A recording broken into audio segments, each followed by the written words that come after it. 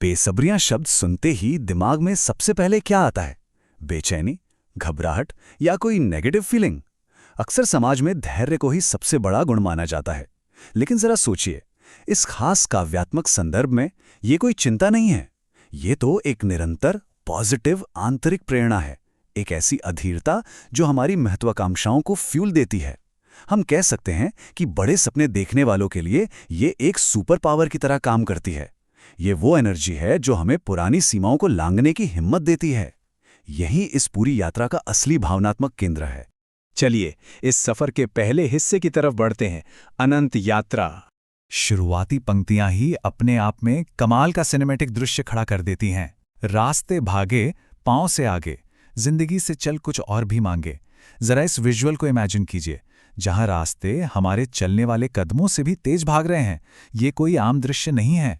जब पैरों की रफ्तार से ज्यादा रास्तों की रफ्तार महसूस होने लगे, तो इसका सीधा सा मतलब है कि इंसान के भीतर की ऊर्जा अब किसी भी लिमिट को मानने के लिए तैयार नहीं है। और इसका सबसे गहरा अर्थ यही है कि हमारी यात्रा स्वाभाविक रूप से हमसे कहीं आगे निकल जाती है। जीवन की ये मूल मांग है कि जो लोग बड़े सपने देखते हैं, उन्हें अपने कंफर्ट जोन से बाहर निकलना ही पड़ता है। एम्बिशियस लोग बस एक जगह ठहरने या जो मिल गया उसी में संतुष्ट हो जाने के लिए नहीं बने होते हैं। उनका निर्माण ही बिना थके लगातार नई चीजों को खोजने के लिए हुआ है। इसी अथाह खोज में एक और बहुत ही खूबसूरत बात सामने आती है, इस सफर के प्रति पूरा सरेंडर। क्यों सोचना है जाना कहाँ, जाए वहीं ले जाए जहां, बेसब्रियां। इन शब्दों का इमोशनल वेट बहुत ज्यादा है। हर कदम उठाने से पहले हमें अपनी एकदम सटीक मंजिल का पता क्यों होना चाहिए? कभी कभी बस अपनी उस अंदर की अधीरता के साथ बहना होता है। मंजिल का पता ना होना यहां कोई कमजोरी नहीं है, बल्कि यह तो एक अल्टीमेट फ्रीडम है। अब आते हैं दूसरे अहम हिस्से पर, आंतरिक खजाने को पहचानना। यहां से टोन थोड़ा और एनर्जेटिक हो जाता है और हमारा पूरा ध्यान उस असीम शक्ति की ओर जाता है जो हमारे भीतर मौजूद है। कदमों पे तेरे बादल झुकेंगे जब तक तुझे एहसास है।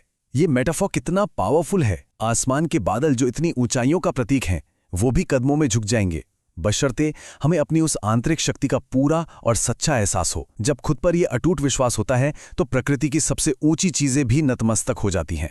और इसी बात को और भी गहरे लेवल पर ले जाते हुए ये पंक्तियां आती हैं, जागीर तेरी, तेरा खजाना। ये तिश्नगी है, ये प्यास है। यहां जागीर या खजाने का मतलब कोई बैंक बैलेंस, महल या सोने चांदी से भरा बक्सा बिल्कुल नहीं है। यहां असली खजाना है वो तिश्नगी, वो प्यास जो कभी बुझती नहीं। यही तिश्नगी इस पूरे सिनेमैटिक एक्सपीरियंस का सबसे बड़ा ड्राइविंग फोर्स है। इस हिस्से का इम्पैक्ट सच में बहुत गहरा है। ये बिल्कुल क्लियर करता है कि हमारी सच्ची दौलत कभी भी कोई भौतिक या मटेरियल चीज़ नहीं होती। ये तो हमारे मन के भीतर की वो ना खत्म होने वाली प्यास है। जब कोई अपनी इस अंदर की आग को पहचान लेता है तो उसके आगे बढ़ने का कारवां अनस्टॉपेबल हो जाता है।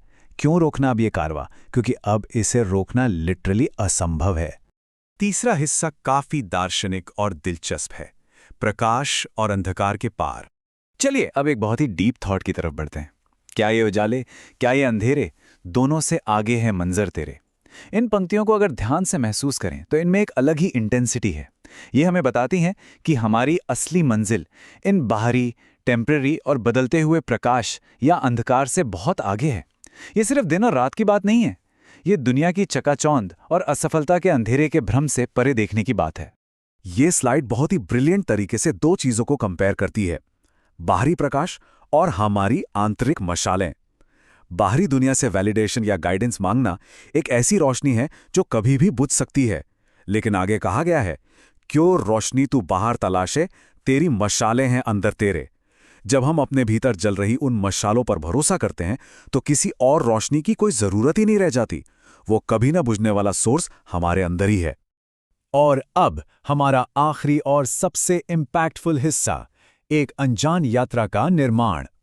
यह हिस्सा पूरी तरह से इंडिपेंडेंस और अकेले चलने के साहस पर फोकस करता है। क्यों ढूंढना पैरों के निशान, जाए वहीं ले जाए जहां। यह एक बहुत ही पावरफुल रिजेक्शन है। दूसरों के बनाए हुए रास्तों पर चलने या किसी के पीछे पीछे चलने से पूरी तरह इनकार। यह एक ऐसे अनजान रास्ते के निर्माण की बात है जहां पहले से कोई पैरों के निशान मौजूद नहीं है। बिना किसी बने बनाए नक्शे के खुद का रास्ता खुद बनाने की हिम्मत। तो इस पूरे एक्सप्लेनर का क्रक्स क्या है? हमारे सामने तीन बहुत ही सॉलिड टेकअवे आते हैं। पहला, अपनी यात्रा के लिए हमेशा एक पहले से तय मंजिल की मांग करना बंद करना होगा। दूसरा, जो अंदर की प्यास है, जो तिश्नगी है, उसे ही अपनी सच्ची दौलत मानना होगा। और तीसरा, दूसरों के पैनों के निशान खोजना बंद करना, अपनी कहानी खुद लिखने का साहस जुटाना। यही वो मूल दर्शन है जो इन लिरिक्स को इतना शक्तिशाली बनाता है। और अब इस एक्सप्लेनर के अंत में एक बहुत ही जरूरी सवाल, क्या होता है जब सपने देखने वाले दूसरों के पैरों के निशान खोजना बंद कर देते हैं और अंततः अपनी खुद की आंतरिक लौ पर, अपनी उस मशाल पर पूरी तरह विश्वास करते हैं? जब इन शब्दों को विजुलाइज किया जाए स्मूथ बैकग्राउंड्स और क्लीन टेक्स्ट के साथ, तो ये सवाल और भी गूंजता है। इस सिनेमाई खामोशी में इस सवाल को महसूस कीजिए और अपने भीतर की उन बेसब्रियों को पहचानने की कोशिश कीजिए। इस विश्लेषण में साथ जुड़ने के लिए बहुत बहुत धन्यवाद।